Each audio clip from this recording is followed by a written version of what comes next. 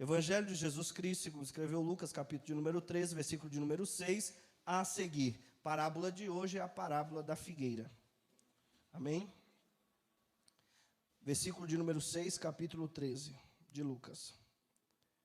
Então pronunciou esta parábola, dizendo: certo homem tinha uma figueira plantada na sua vinha, e veio procurar fruto nela, e não o achou. E disse ao vinhateiro: eis que já há 3 anos que venho procurando fruto nesta figueira, e não o encontro. Corta, porque tornará ou tomará espaço em vão, e será infrutífera. E o vinhateiro respondeu-lhe e disse: Senhor, deixa só também este ano, até que eu cave ao redor dela, e esterque. E se der fruto, bem, mas se não, pode mandar cortar. Versículo 10. E estava ensinando em uma das sinagogas, em um dia de sábado. Amém? Pode se assentar. Se você pode, não deixe de glorificar o Senhor pelas revelações que nós vamos receber. Amém? Primeiro ponto dessa parábola, pergunte assim: qual é? Você tinha que, no mínimo, achar estranho o que está escrito aqui. Talvez você leu e olhou e falou: que coisa linda, coisa mais normal. Jesus usou a figueira plantada numa vinha, está tudo certo. Mas o mínimo você tinha que fazer uma pergunta. Pergunte, qual é a pergunta? O que faz uma figueira plantada numa vinha?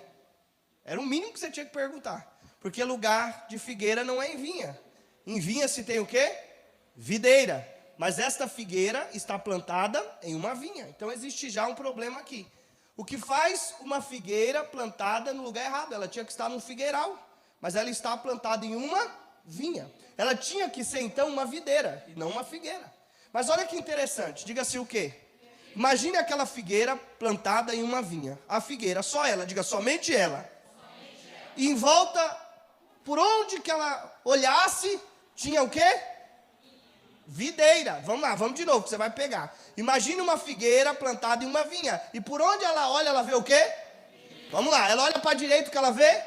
Ela olha para frente, o que é que ela vê? Para o outro lado? Para trás? E só ela é uma? Então você tinha que fazer essa pergunta. O que faz essa figueira plantada em uma vinha? É muito simples. O que Jesus está querendo mostrar? Jesus está querendo mostrar a nossa vida e a situação que nós vivemos. Diga assim: não entendi. Irmãos, você olha para frente, nesse mundo, você vê alguém que é contrário à sua fé. Você olha para o outro lado, alguém também é contrário à sua fé. Você olha para trás, todo mundo contrário à sua fé. Você olha para o outro lado, todo mundo contrário à sua fé. Parece que você está no mundo que você está vivendo do jeito errado. Porque você está fazendo ao contrário do que todo mundo está fazendo. E quando tem um ali dizendo: eu estou dando videira, o meu fruto é a uva, você está: eu não sei produzir uva, eu só sei produzir figos, porque eu sou uma figueira. E no meio de tanta videira, você acaba se escondendo e deixando de produzir. Porque você olha e fala assim: meu fruto é diferente. Eu vou falar de novo, porque acho que você não ouviu. O texto vai dizer que faz 3 anos que ela não gera nada, porque ela está plantada em uma vinha. Quantas vezes você esteve plantado em um lugar e que todo mundo sabe que você tem capacidade de produzir, mas você não produziu, não é por causa de você. Você não produziu pelo que estava à sua volta, porque todo mundo olhava para você e falava assim: aqui você não tem vez, porque você é figueira. Aqui nós somos a turma da videira. Aqui você, se você não der uva, aqui você não serve. Você não pode congregar aqui, você não pode estar nessa igreja, você não pode estar nesse trabalho, você não serve para esse serviço, porque você vive o contrário, e é o contrário de tudo o que nós precisamos. Mas eu preciso te falar algo. Diga assim: o quê? Você é aquilo que Deus te chamou para ser. Eu vou dizer de novo: você é aquilo que Deus te chamou para ser. E o que você precisa ser está na sua essência. Você não pode mudar a essência que Deus colocou dentro de você. Você não pode mudar os teus princípios. Se você é figueira no meio do monte de videira, você tem que se levantar e dizer: ei, dá licença, videira, eu sei que uva é muito gostoso, mas toque eis aqui uma figueira, e eu vou dar figo, e eu vou dar fruto. E vai ter alguém aqui no meio que vai passar por aqui e vai dizer: como eu gosto de figo. Eu acho que você não entendeu ainda o que eu quero dizer. Nós estamos vivendo isso nesse tempo. Lá fora alguém se levanta e diz assim: câncer não tem cura. Aqui dentro se levantam uns doidos e diz: Jesus cura. Lá fora tem gente dizendo assim: aleijado não anda. cego não vê. E aqui dentro tem um povo falando o contrário de tudo que o mundo está dizendo. Está dizendo, Jesus ainda faz cego ver, Jesus ainda faz paralítico andar, Jesus ainda faz surdo ouvir, faz mudo falar, Jesus repreende câncer, Jesus repreende espírito imundo, Jesus quebra bruxaria, Jesus quebra feitiçaria. Jesus ainda é maior do que todas as coisas. Mesmo que todo mundo esteja dizendo algo contrário à tua fé, se levanta e diga assim: pois Deus me colocou no meio dessa vinha para produzir aquilo que eu sei fazer, e para fazer aquilo que Ele me mandou fazer. Se gostando ou não, ninguém vai me cortar daqui, porque eu vou produzir os meus figos, e os meus figos vão ser usados. Por mais que as videiras estejam falando, dizendo: ei, como ele é diferente, o que ele gera, o que ele produz, está tudo errado. Não tem problema, porque Deus vai trabalhar naquilo que Ele te chamou para fazer. Eu acho que você não ouviu ainda. Parece que a gente é louco. Tem gente que não entende porque você vem na igreja toda quarta-feira. Tem gente que não entende porque você acorda domingo de manhã para vir para o culto. Mas eles nunca vão entender, porque eles estão vivendo num mundo onde eles estão fazendo tudo que é natural. Hoje as pessoas estão introduzindo o mundo dentro da igreja. Pergunte como? Simples. Todo mundo faz. Não é assim? Ah, mas tal igreja faz, nós também podemos fazer. Todo mundo faz, a gente também pode fazer. E assim a gente vai trazendo coisas ruins para dentro da igreja. É o que aquela figueira estava vivendo. Todo mundo é videira, todo mundo produz uva. Por que eu vou produzir os meus figos? Ela acabou deixando de produzir por causa que ela olhou para o que as pessoas estavam produzindo em volta dela. Talvez você sentiu que deveria esconder aquilo que Deus te deu. Diga por quê? Só porque é diferente do que todo mundo diz e faz. Eu vou dizer de novo, porque eu acho que você não ouviu. Talvez você sentiu opressão, dizendo assim: será que só eu dentro dessa igreja penso assim? E daí? Se Deus te levantou para pensar assim, eu estou te dizendo que o importante é que você produza frutos. Porque Deus, Ele não reconhece a árvore pelo seu dom, Ele reconhece a árvore pelo seu. A gente está buscando os dons espirituais e isso é muito bom. Falar em línguas é maravilhoso. Dom da palavra, dom de sabedoria, interpretação de línguas, dom de maravilhas, hein? Discernimento de espírito. Pessoa, camarada chega perto de você, Pai do Senhor, você já, eu já sei quem é que está aí. Discernimento de espírito. É fantástico o dom. Mas a Bíblia diz que muitos vão chegar naquele dia e vão dizer assim: eu falei em línguas, eu profetizei, fiz maravilhas no teu nome. E Jesus vai dizer: apartai-vos de mim, porque eu não te... Porque o nosso Deus não conhece dom, Ele conhece fruto. Paulo, quando ele dá uma lista de dom em Coríntios capítulo 12, no final, último versículo do capítulo 12, ele diz assim: mas eu lhes mostrarei um caminho ainda mais excelente do que os dons. E ele começa o capítulo 13 dizendo: se eu falasse a língua dos homens e dos anjos, mas não tivesse amor, eu seria como o metal que sou e como o sino que tine. Ou seja, se eu falo em línguas, eu sou como metal que sou, ou seja, eu sou só barulho. Mas se eu produzir a língua junto com o amor, que é o fruto, então Deus me conhece. Porque Deus me conhece não pelo barulho que eu faço na igreja, mas pelo fruto que eu gero, pela compaixão que eu tenho, pelo amor, benignidade, longanimidade, pela temperança, pela bondade. É isso que me caracteriza diante de Deus. E a gente está vivendo numa época, diga o quê? Que tem um monte de videira dizendo assim, ó: se não falar em línguas não é crente. Se não tiver um dom espiritual, se Deus não te revelar algo, é porque Deus não está contigo, falta intimidade. Mas nós também estamos num mundo que você precisa entender que o que Deus te mandou fazer é produzir frutos dignos de arrependimento. Tem muita gente que vai para o inferno, diga o quê? Falando em línguas.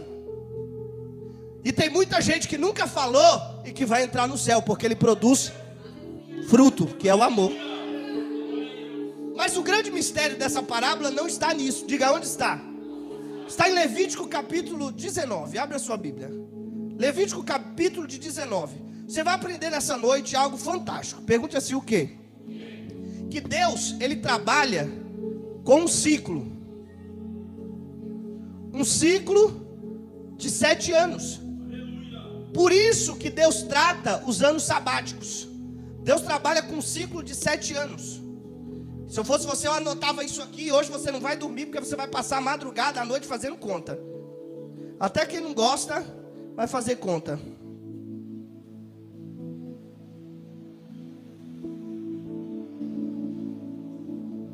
Um ciclo de 7 anos, e a cada 7 anos eu tenho o quê? Diga assim: um ano sabático. Isso. Não é dia de sabático. Existe o dia sabático e o ano sabático. O dia sabático é o sábado, mas o ano sabático, a cada 7 anos, você separa um ano para o Senhor. Amém? Então, abra sua Bíblia em Levítico 19, versículo de número 23. Versículo de número 23. E quando tiverdes entrado na terra, e plantardes toda a árvore de comer, se vos há incircunciso o seu fruto, quanto tempo? Quanto tempo? Vos será incircunciso, dele não comer. Então, eu já entendi que os 3 primeiros anos que eu tenho aqui, os 3 primeiros anos que eu tenho, ele é o quê? Incircunciso. Diga amém. Isso está em Levítico, capítulo 19, versículo 23. Os 3 primeiros anos são incircuncisos, ou seja, você não produz. Mas diga o que é o fantástico. Eu acho que vocês não estão interessados. O fantástico é o seguinte, que você estuda administração de empresa, e o camarada fez tanto estudo, mas tanto estudo, para te dizer o seguinte, diga, nos 3 primeiros anos da empresa, quando você abre, você corre o risco de falir. São os 3 primeiros anos mais críticos, não é isso que a gente aprende no curso de administração? Quem já ouviu isso, diga amém. Fantástico, a Bíblia já estava dizendo. Eu vou dizer de novo. A Bíblia já estava dizendo, quando entrares numa terra para produzir alguma coisa, tudo que gera contrato, acordo, os 3 primeiros anos daquele negócio será incircunciso. Geralmente, quem passa dos 3 anos com uma empresa, não fale. Porque ele já passou pelo período mais difícil da sua empresa, que são os 3 primeiros anos incircuncisos. E você vai descobrir que esses 3 anos vão voltar depois de 7 anos. Porque Deus trabalha com um ciclo de 7. E Deus nessa noite vai te ensinar a trabalhar os ciclos, para nunca mais você passar perrengue na sua vida. Tanto no teu casamento, em tudo que gera contrato, casamento, empresa. Você tem que trabalhar com um ciclo de 7 anos da sua empresa, do seu casamento, dos seus projetos, dos seus ministérios. Por que existem pastores? Eu vou falar logo, irmão. Por que existem pastores que quando eles são tirados da igreja, e eles saem antes de 7 anos, existe um problema? Diga por quê? Se eles ficam mais de 7, a igreja se apaixona. Ou não, né? Se ele é tirado antes, alguém diz que ele não trabalhou o suficiente. E ele interrompe um ciclo que Deus mandou ele trabalhar. Então nenhum pastor, vocês estão me ouvindo ou não? Nenhum pastor poderia interromper o ciclo do 7.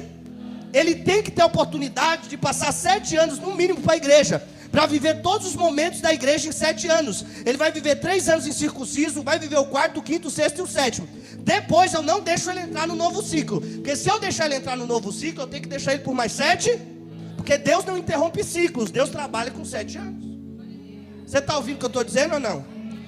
19, versículo 24. Coloca ali, vamos colocar aqui, ó. Depois no final você vai dar glória a Deus. O 4º ano, ó. Porém no 4º ano, todo o seu fruto será santo, para louvares ao Senhor. Ou seja, os 3 primeiros anos foi incircunciso. Mas o 4º ano, Levítico 19, 24, você vai gerar um fruto. Mas não é qualquer fruto, diga que fruto é esse? É um fruto santo. Santo. Se é santo, é um fruto separado. É algo que eu vou entregar para o Senhor como primícia daquilo que eu gerei. Acho que o povo não está aí não, viu? O povo já foi embora. Porque quando o povo chega aqui, o povo fica doido. Diga por quê? Porque eles falam assim, faz 3 anos que eu estou no perrengue, agora Deus está me dando, eu vou ter que entregar na igreja. Então ele murmura, ele diz assim, eu não vou entregar, porque ele não sabe contar os dias e os anos. Então 3 anos, propositalmente, você não vai produzir, ou vai produzir pouco. O 4º ano, seu fruto tem que ser separado, tem que ser santo. Você tem que visitar o altar com aquilo que Deus te deu. Você está aí, diga amém, irmão. E no 5º ano, versículo 25, vamos ver se vocês vão dar glória, né? Porque começou a falar em trazer para o altar, o povo começa a desviar. E no 5º ano, olha lá, ó, comereis o seu fruto, para que vos faça crescer a sua novidade. Eu sou o Senhor vosso Deus. No 5º ano, Levítico 19, versículo 25. No 5º ano, Deus vai te dar uma autoridade, diga qual é? Autoridade de comer. Ah, irmão, eu já como, isso aí não é autoridade, você que pensa. Porque até para comer, Deus tem que te dar autoridade. Acho que você não entendeu. Tem gente que come, não se sabe. Come, não se sente feliz. Tem gente que está em casa, tá assim, ó. Ai, como eu queria um negócio diferente para comer. Ai, como eu queria comer no restaurante. Ele sai como no restaurante. Quando a comida chega, ele come. Ele fala assim, não era isso que eu queria. Ele vai para casa, ele come a sobremesa. Ele fala, não, agora eu quero isso. Ele come tudo que ele quer que vem na mente dele. Mas chega num certo momento que ele fala assim, não é isso, nada está me satisfazendo. Porque o profeta Ageu, ele explicou isso. Ele disse assim, ó, aquelas pessoas que são infiéis no altar, Deus tira. Diga o quê? Deus tira? Pergunte o quê? O que Deus tira? É o dinheiro do povo? Não, irmão, isso aí é ameaça de pastor que não conhece Bíblia. Deus vai tirar o dinheiro, Deus vai pôr o devorador na tua casa. Não, Deus não vai tirar nada disso. O profeta Ageu diz o contrário. Ele diz assim, ó, Deus vai encher teu celeiro, você vai receber salário ainda, Deus vai te dar roupa, Deus vai te dar sapato, mas Ele vai tirar a saciedade. Porque o pior não é não ter, é ter e não se saciar. É abrir o guarda-roupa e falar, eu tenho tanta roupa, mas eu quero outra, porque essas não me satisfaz. É ter tanto sapato e dizer assim, eu preciso de mais um, porque esse não me satisfaz. Você compra outro, coloca no pé e continua sem se satisfazer. Porque quem te dá autoridade e satisfação é Deus. Aí você não consegue entender, diga o quê? Que tem um irmãozinho vindo para a igreja com chinelo de dedo. Você olha para ele e fala, o que foi, irmão? Glória! E quando ele faz assim, tem um prego e sai até fogo, irmão. E ele está feliz e contente, dando glória, não falta culto. E você tem 30 sapatos no guarda-roupa e está lá, ai, eu não quero esse, ai, eu não tenho roupa. Para, irmão, isso aí é porque você está infiel em alguma área da tua vida. E Deus precisa voltar a te dar satisfação naquilo que você tem. Você não ouviu, não. Quinto ano, Deus vai te dar autoridade, diga para quê?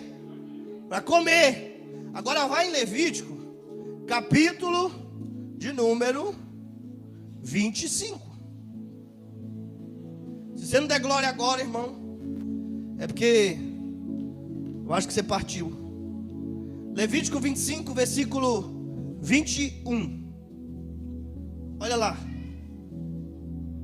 Então, eu mandarei a minha bênção sobre vós. Que ano?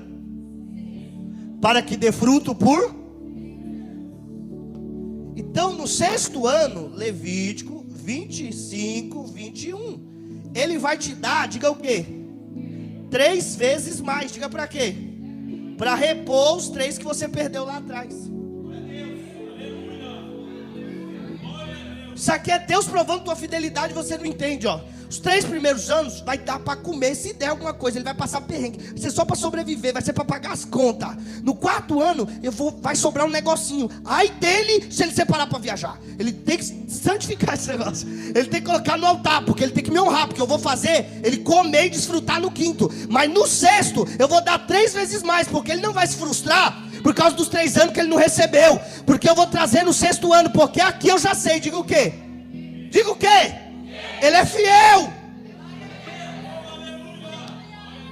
E diga, qual é o erro das pessoas hoje? Diga qual é. Achar que você vai provar fidelidade para Deus em um culto, em um mês dizimando. Você está totalmente enganado, irmão. O ciclo é de 7. Você está aí, diga amém.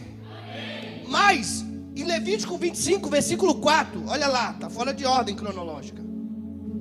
Versículo 4, ó. Porém, ao 7º ano haverá sábado de descanso, ou seja, um ano sabático.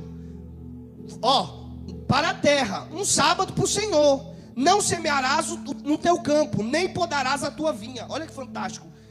Ano sabático. O 7º ano, diga o que é? Sabático. Diga o que é o sabático. O povo não podia plantar, o povo não podia ir para a guerra, o povo não podia fazer nada. Tinha que entregar o ano todinho para Deus. E teve uma vez na Bíblia, diga o que aconteceu. Um tal de um general doido, talvez você nem saiba que existe esse nome na Bíblia, um tal de Rabissaquê. Vamos falar dele, diga amém. Da época de Isaías. Rabissaquê, quando ele foi invadir, representando o rei da Síria, dizendo, eu vou colocar o Deus de Israel na prateleira, como todos os deuses que nós vencemos. Eles escolheram para invadir Israel, diga que ano? Ano sabático. Aí o povo ficou desesperado, diga por quê? É ano sabático, a gente não pode pegar em arma e nem se defender e nem ir para a guerra, nós vamos morrer.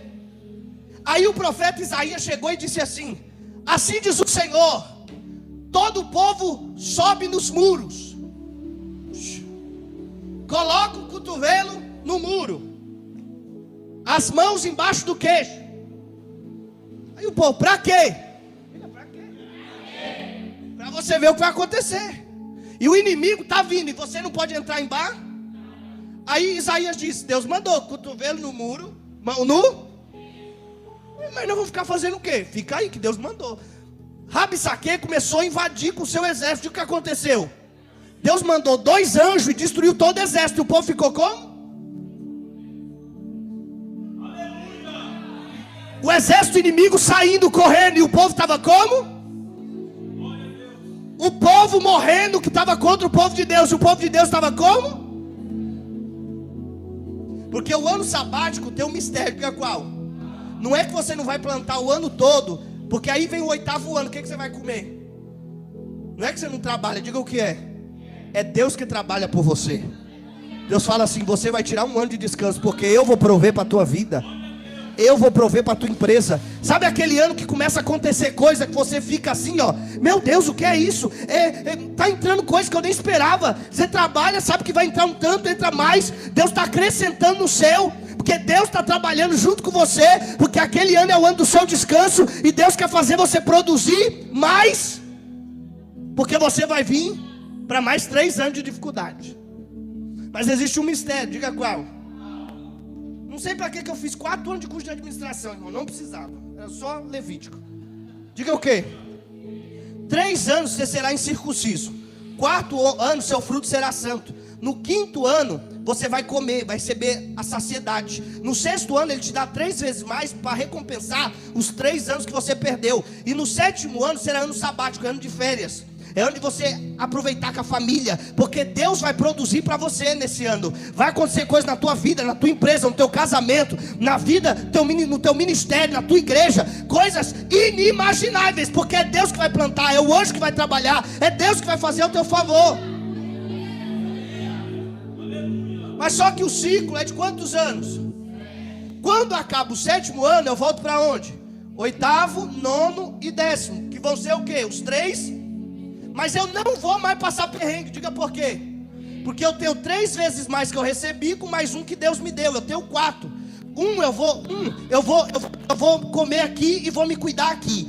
Sobra 2 que eu vou jogar para cá para eu não passar perrengue. Se eu viver com um aqui, com mais o que vai produzir para manter a empresa, eu consigo passar por 4 com um adicionado. Então no 5º, o que acontece? Eu já vou ter mais saciedade. No 6º, Deus me dá 3 vezes mais de novo. Eu já entro com 4, com mais um que Deus faz é 5. Então cada ciclo de 7, Deus vai me dando mais um. E nunca mais eu vou passar dificuldade. Diga qual é o resultado? Você vai ficar rico. Você é pobre porque você não sabe contar os dias ainda. Fala aí para quem está do seu lado. Diga assim, sua vida vai mudar hoje. Não é assim. Diga, sua vida vai mudar hoje. Porque segundo a palavra. Não, irmão, fala com vontade. Diga, segundo a palavra, Deus vai trabalhar na tua vida. Diga, seu povo perece por falta de conhecimento, mas agora você tem o conhecimento. É isso que Moisés disse no Salmo 90. Diga o quê? Ensina-me, Senhor, a contar os meus dias, para que alcance diante de ti um coração sábio. Então nunca mais eu vou passar dificuldade na minha vida. Aí nós estamos diante de uma parábola. Diga qual? De uma parábola em que eu tenho uma figueira plantada em uma, e essa figueira faz 3 anos que não gera. Diga, normal. Enquanto isso tem gente do lado dizendo assim, corta, arranca, joga fora. Tem pastor que não tem paciência. Diga o quê? De esperar você produzir. Aqui eu já te digo, diga o quê? Você tem 3 anos para começar a fazer alguma coisa aqui. Porque eu só tenho autoridade para te cortar, diga quando? No 4º ano. É o texto da parábola. 3 anos ela é incircuncisa. Aí o texto diz, deixa por mais um ano, o 4º ano, porque eu vou adubar. Nos 3 anos tem gente, ó, tem gente aqui, diga o quê? Que não se sente capaz de fazer a obra do Senhor. Isso é normal, diga por quê? Porque você não tem confiança, porque você não domina aquilo que foi pedido para você fazer. Normal. Mas diga, qual é o mistério? Você vai ter um pastor, diga o que ele vai fazer. Que vai te adubar por 3 anos. E eu, por 3 anos, eu não vou procurar em você. Diga o quê? Fruto. Eu só vou adubar. Receba. Receba. Rega. Rega. deixa o Espírito Santo trabalhar. Rega com a água do Espírito, rega com a palavra. Palavra nele, água nele. E não se frustra. Tem um bando de pastor frustrado. Diga por quê? O obreiro está comigo há 1 ano, 2 anos, não faz nada. Porque você não conhece a Bíblia. Você tem que passar até o 4º ano. Porque esse obreiro que não produziu nada lá atrás, no 6º ano, ele vai te dar um banho, que ele vai fazer mais do que você. Eu acho que você não ouviu o que eu disse.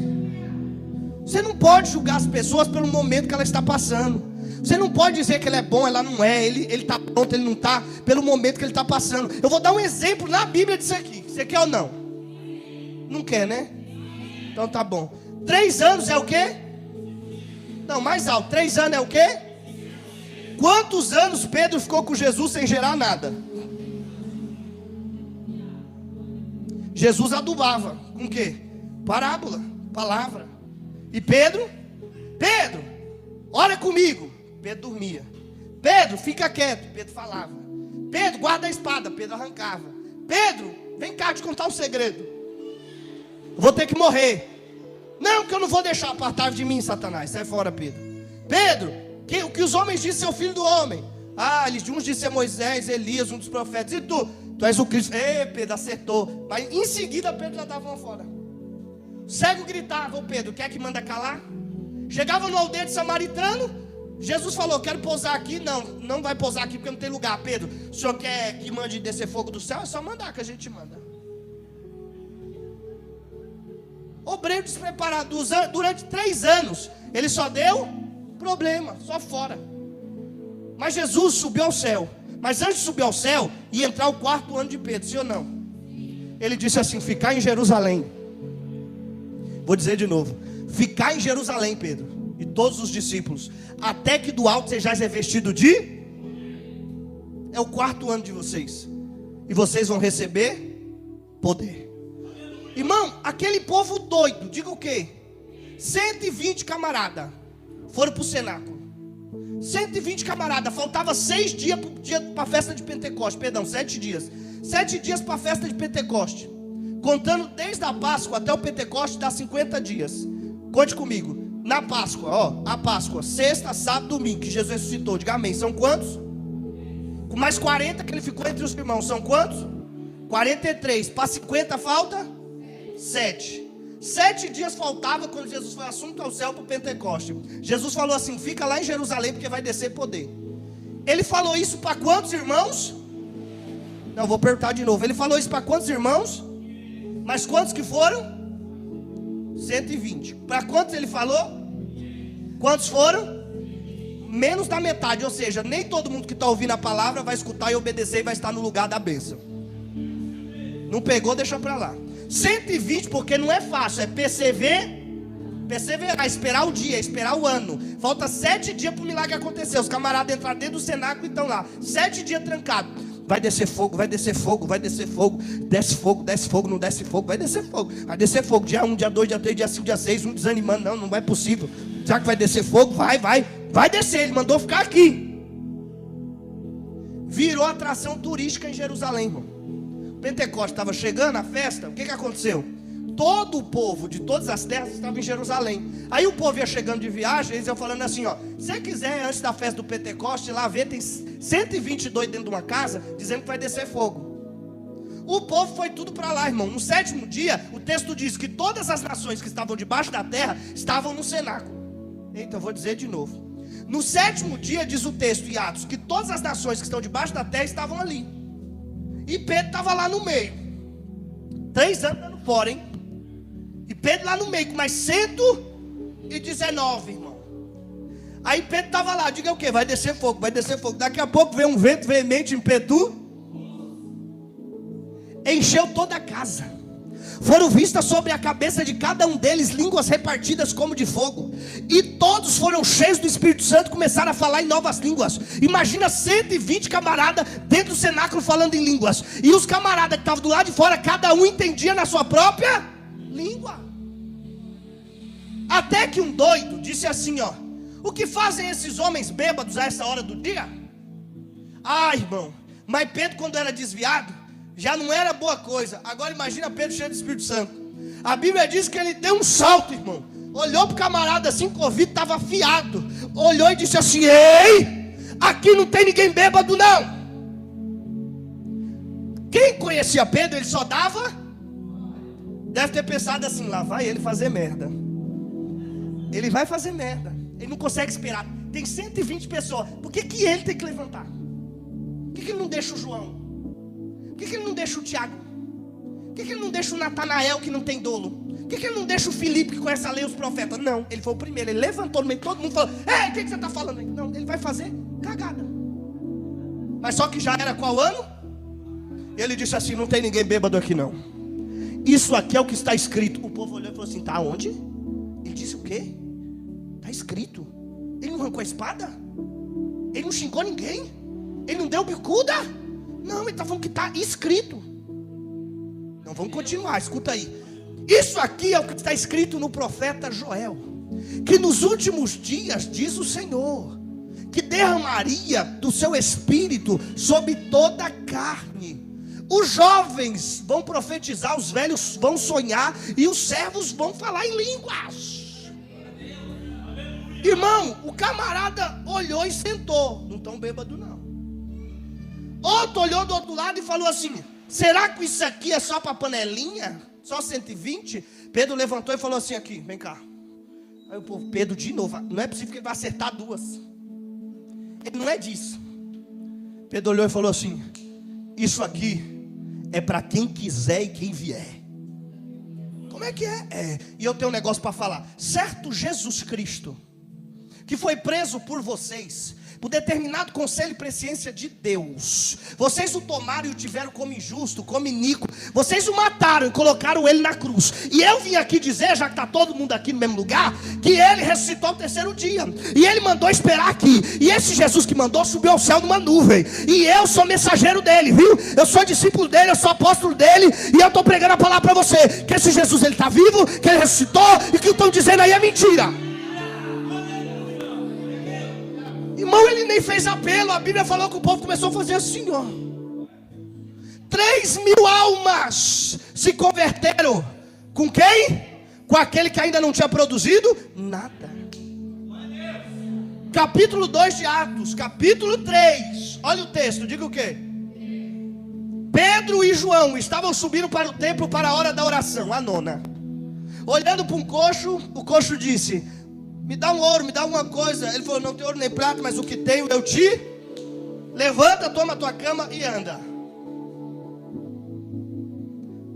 Fitando os olhos nele, pegou na mão, pá. O que aconteceu com o aleijado? Saltou. O Pedro de antigamente, ele disputava, diga o quê? Quem era o maior. Jesus estava andando, a Bíblia diz, um certo tempo, Jesus estava andando um pouquinho mais à frente. Os discípulos recuaram um pouco, eles discutiam entre si, diga o quê? Quem era o maior? E Pedro, não, quem será o maior? Dando alfinetada. Vai lá você, João, perguntar. Você reclina a cabeça no peito dele. Você é o mais chegado. Jesus parou, sabendo que discutiam pelo caminho. Jesus parou, colocou uma criança no meio e disse: o maior do reino dos céus tem que ser como essa criança. Ou seja, perdoa, perdoa e perdoa. E serve. O Pedro que discutia pelo caminho quem era o maior, porque queria se aparecer, queria se mostrar, eu estou com Jesus. Eu quero andar sobre as águas. Por que ele não falou assim, ó? Se tu és mesmo, Senhor, manda Tiago. Não, manda que eu vá até você sobre as águas, porque a história é minha, de vitória. A história tem que ser minha. Eu andei, mas também você está sujeito à história de fracasso, também afundou. Esse Pedro que só dava problema, agora um aleijado andou e ele entrou para o templo para orar. Foram e questionaram o aleijado. O que aconteceu? Foi uns homens indoutos. Chegando lá dentro, encontraram Pedro e falaram assim: foi vocês? Pedro falou assim: a gente não pode fazer isso não, a não ser pelo poder do nome de Jesus Cristo. É você, Pedro. O Pedro que dizia assim, ó: vou até a morte contigo, fugiu e negou Jesus quantas vezes? Agora está dizendo assim, ó: eu não sou digno de ser crucificado como meu Senhor, me crucifica de cabeça para baixo. O que eu quero que você entenda nessa noite? Você quer entender ou não?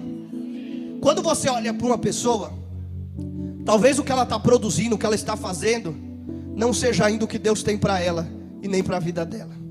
Não julgue a pessoa se você não tem pelo menos 7 anos com ela. Eu acho que você não ouviu o que eu disse. Você não vai conhecer os anos dessa pessoa se você não estiver com ela pelo menos 7 anos do ciclo dela. Porque ela pode estar vivendo em um tempo em que ela está infértil, mas isso é proposital. Ele está recebendo adubo e não sabe. Você acha que tudo que Pedro pregou em Atos, ele recebeu ali na hora? Ou ele tinha recebido, o Espírito Santo tinha feito ele lembrar durante 3 anos? Faz 3 anos talvez que você não produza nada, nada aconteça na sua vida. Você acha, ixi, não estou servindo para nada, você que pensa. Você não sabe o tanto de adubo que Deus colocou em você. E quando chegar a hora da palavra profética ativar na sua vida, você vai começar a produzir, gerar, que você vai ver, vai falar assim: eita, quem foi que fez isso? Quem falou? Quem produziu? Quem gerou? De quem que é isso aí? O povo vai falar: foi você, foi eu não, foi o Senhor, que eu não tenho capacidade de fazer isso. E Deus vai fazer você gerar, Deus vai fazer você produzir. Acredita, porque talvez ainda não seja o tempo, mas esse tempo vai chegar. Era para você ter dado um glória a Deus melhor. E agora é para você se espantar mesmo. Você quer se espantar ou não? Não só de fazer isso, mas vou falar. Aonde estão os empresários da igreja? Faz assim, quem tem algum negócio. Não vou pedir dinheiro não, fica tranquilo. Quem já tem um negócio há mais de 7 anos? Quem tem um negócio que está no início? Quantos anos? 1 ano só? Ixi, imagina, hein, quando chegar no 6º. Se hoje já está bom. Quem tem 3 anos aí? Tem notícia boa para vocês. Que mês que faz 3 anos? Fez em julho? Então a partir de julho, agosto é um novo tempo para você. Porque é o 4º ano da tua empresa. É um novo tempo para a tua empresa, você nem sabia. Você achou que você só ia mudar de casa, de ministério. Deus vai fazer prosperar a tua empresa. Quantos anos, Alex? Faz tempo, não tem problema. Mais de 15. Você lembra o ano que você abriu? Irmão, hoje é culto de ensino. 2008. 2009, 2010, 11, 12, 13, 14, 15, 16, 17, 18, 19, 20, 21, 22. Rapaz, ó. Deve estar rica já. 2008. Eu tenho aqui os 3 primeiros. Eu tenho aqui o 4º, o 5º, o 6º, o 7º. Aí eu tenho o 8º, o 9º e o 10º, que são os 3 primeiros de novo. Eu tenho o 4º, o 5º, o 6º e o 7º. 2022, ó, é o primeiro dos outros 3. De 3, 24. Agora, com esse estudo, vocês vão aprender a contar. Diga o quê? O que vocês estão vivendo no ano de 2022, diga o que é. Eu vou falar para vocês o que é sem conhecer a vida de vocês. Quer que eu fale ou não? É o que Deus fez e não vocês. Porque os anos foram difíceis, mas só que Deus produziu em 2021 coisa para a tua vida, entrando em 2022, que você está em 2022 dizendo assim, ó, eu estou vivendo milagre. Porque o que vocês vão viver em 2022, 23, 24, não é nada por mérito nem por capacidade de vocês, mas é tudo o que Deus deu no ano sabático de 2021, que talvez você pensou que não estava recebendo nada, mas Deus estava plantando e você começou a colher em 2022, para que você não passasse necessidade. Isso não falha, irmão. Diga por quê. É a Bíblia. Isso aqui não é tarô, não é jogo de carta. Isso aqui é a palavra de Deus. Não é espírito de adivinhação. É ensinar a pessoa a contar os anos dos negócios da empresa, os dias dos casamentos. Você vai ter uma crise no casamento, é normal. Não existe casamento 100%. Algum problema você vai ter, mas vai ter que passar. Porque tem gente que se sente uma figueira. Diga como? plantado em uma vinha. Ele diz assim: esse casamento não deve ser meu, não deve ser para mim, essa igreja não deve ser para mim, essa empresa não deve ser para mim. Mas Deus está falando: calma, porque eu não vou te tirar. O mistério não está em te tirar dali, está em fazer você gerar ali dentro, em produzir ali dentro. Então nessa noite eu vou profetizar na tua vida. Não sei se você está entendendo ou não, mas eu vou profetizar. Se você levantar a mão, eu profetizo. Deus vai fazer você produzir num lugar onde você pensa que não tem mais jeito. Talvez você achou que não tinha mais jeito. Casamento, os seus filhos, tua empresa, teu negócio, teu ministério, aquilo que Deus te mandou fazer. Mas é porque você ainda não entendeu que Deus vai fazer você gerar, que Deus vai fazer você produzir. O que você precisava, diga o que era. Era um pouco de água e de adubo.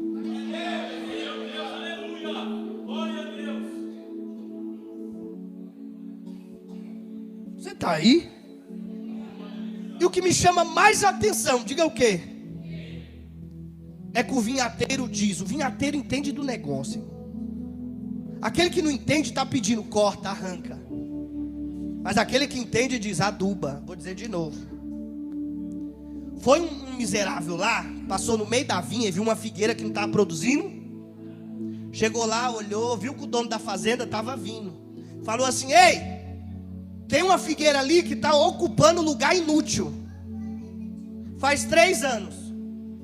Aí o dono da terra, antes de dar a sentença, ele ouviu o vinhateiro. Vinhateiro, o que eu faço? Deixa por mais um ano.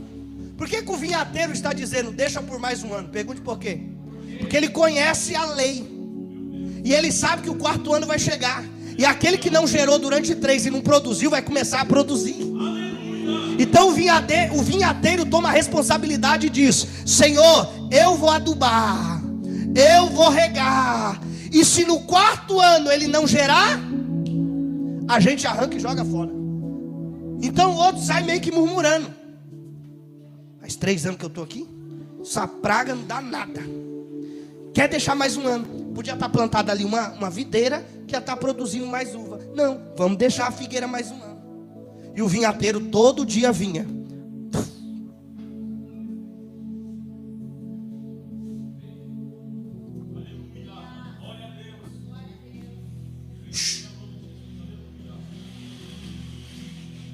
Enquanto o outro estava lá do outro lado assim, ó. Não sei porque ele continua acreditando nessa figueira. O que eu quero que você entenda para a gente concluir essa parábola? Diga, fala. Talvez essa figueira seja você. E Satanás olhou para a tua família, olhou para o teu negócio, para a tua empresa, olhou para a tua vida e está dizendo assim, ó: acorda, está fazendo o que aí? Faz nada, não produz, não gera. Mas o dono da fazenda, que é o pai, ele tem um vinhateiro que chama Espírito Santo. Não vou dizer de novo. Eu não sei o que Satanás foi passear no meio dessa vinha para dizer quem é e quem não é. Se nessa vinha tem um vinhateiro e tem um dono. Acho que você não está ouvindo não. Sabe o que Satanás está falando acerca da tua vida, do teu casamento, do teu ministério, de tudo que faz parte de você? Satanás está falando assim, ó: corta, arranca, faz, tira daí, isso aí não vai levar a nada, destrói. É isso? É esse o desejo de Satanás para tudo que você tem, todos os seus projetos. Mas só que o Espírito Santo está dizendo assim, ó: você tem mais uma chance. Eu vou te adubar com a palavra. O meu rio de águas vivas vai correr dentro de você. E você vai se surpreender porque você vai produzir. Eu vou dizer de novo. Nessa noite nós vamos encerrar essa parábola. Diga como? Com uma oração. Diga, que oração é essa? É uma oração em que nós vamos falar com o dono da terra onde você foi plantado. Porque você acha que o dono da terra que você foi plantado é o diabo, mas não é. Ele só vem passear e rodear por ela, para ficar falando que tem que ser feito. Mas ele não é dono dessa terra. Essa terra tem um dono, é o Senhor dos Exércitos. Ele nunca perdeu o domínio, ele nunca perdeu o controle, ele nunca perdeu a autoridade. E nada vai acontecer com você que não esteja dito por ele, decretado por ele. Eu acho que você não entendeu ainda. Romanos capítulo 4, versículo 18. Paulo escreve o seguinte: Abraão creu, esperança contra esperança, que seria pai. Você lê esse texto e fala assim, não estou entendendo nada. O que é crer esperança contra esperança? É fácil, irmão, para pensar. Esperança contra esperança é briga. É uma esperança do lado de cá e outra esperança do lado de cá. Aí a esperança de cá brigando com a de lá. Eu vou ganhar de você. E a de cá tá, não, quem vai ganhar sou eu. A de cá eu vou te dar uma porrada. A de cá eu vou te dar uma bicuda. E alguma vai ter que ganhar. O que Abraão quis dizer com isso? Pergunta, o quê? A esperança de Satanás estava dizendo, Sara não vai gerar. A esperança de Abraão, que é Deus, estava dizendo, dentro de 9 meses você vai ter uma criança dentro da tua tenda. Não entenderam ainda. Esperança menor, que é de Satanás, é esperança contra esperança. Esperança menor está dizendo assim, ó, ei, você é velho, você não vai gerar, acabou para você. E do lado de cá, Deus está falando no teu ouvido assim, ó, não acabou, eu vou te dar uma família, eu vou te dar um casamento, você vai gerar, você vai produzir, porque sou eu que mando e não é o diabo. Do lado de lá está o diabo assim, ó, ei, essa empresa vai falir, você vai passar fome, você vai passar necessidade. Do lado de lá Deus está assim, ei, eu vou levar um doido quarta-feira lá, que vai te ensinar a contar os anos, e você vai entender que eu nunca te abandonei, e que na hora mais difícil, eu entreguei a provisão. Esperança contra esperança. Ei, miserável, você está há 38 anos aí, desiste, que você não vai ser curado. Todo ano, 38 anos, ele está lá no tanque, sai nada. Eu de novo, se tiver que vir 39, 40, eu vou vir. Porque um dia, a esperança maior vai passar por ali e vai dizer, levanta, toma teu leito e anda. E eu vou sair andando. A esperança de Satanás é, você está falido, você não vai produzir, acabou teu casamento, acabou tua família, acabou os teus filhos, não tem mais esperança, acabou a tua empresa, você não tem mais ministério, você não tem mais nada e os anos estão correndo. E Deus está do outro lado lá, você ainda nem sabe o que eu tenho para você, porque os pensamentos que eu tenho para você é de bênção, é de paz. Você vai produzir, você vai gerar, segura, não desiste, não desiste, porque você nasceu para vencer.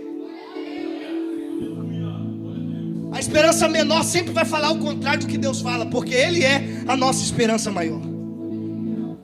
Talvez você que entrou aqui nessa noite esteja passando por um momento difícil. Isso não é clichê, isso é a coisa mais natural que tem. Mas só que é nessa hora que você vai ter que servir a Deus e adorar Ele e confiar nele, porque Ele não vai te desamparar. Esperança da macumba, da quimbanda, da feitiçaria que acabou. Mas só que tem um vinhateiro aqui na igreja, na sua vida, que ele fica, ó. As pessoas olham para você com desprezo e dizem assim, ó, não adianta investir nele. Aí o Espírito Santo está assim, ó, levando a palavra para você. E a cada culto, a cada dia, ele vai semeando no teu coração. Sabe o que vai acontecer? Olha para quem está do seu lado e fala assim, você vai produzir. Se coloque de pé. Fala assim para quem está do seu lado, nem você sabe ainda o que Deus vai fazer na tua vida. Fala assim, ó, não fique frustrado. Não, fala mais forte. 1, 2, 3. Com aqueles anos difíceis. E que a gente até pergunta, será que Deus me esqueceu? Não, está tudo na palavra, é você que não leu. Ele deixou tudo avisado para você se preparar. Olha para quem está ao seu lado e fala assim, ó, você vai produzir, você vai gerar. Fala assim, ó, para quem está ao seu lado, você já ouviu falar na lei da semeadura? Que o que você planta, você colhe. Mas só que tem uma coisa só, que você joga na terra e você não colhe ela de novo. Não quer saber? A lágrima. Texto de Salmo 126 diz assim, os que semearam em lágrimas colherão com alegria, trazendo consigo os seus molhos. Sabe o que Deus está falando aqui para você? Que aquela lágrima que você lançou no solo, aquela lágrima que você lançou aqui hoje diante dele, ela não vai voltar para o teu rosto. aquela lágrima que você jogou aqui no chão hoje, vai trazer para a tua vida alegria, porque o tempo de cantar vai chegar, o tempo da tua bênção vai chegar, assim diz o Senhor para ti.